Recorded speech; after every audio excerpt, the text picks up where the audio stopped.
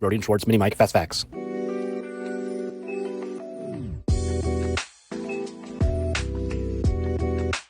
So I was curious, what's the difference between phase noise and jitter?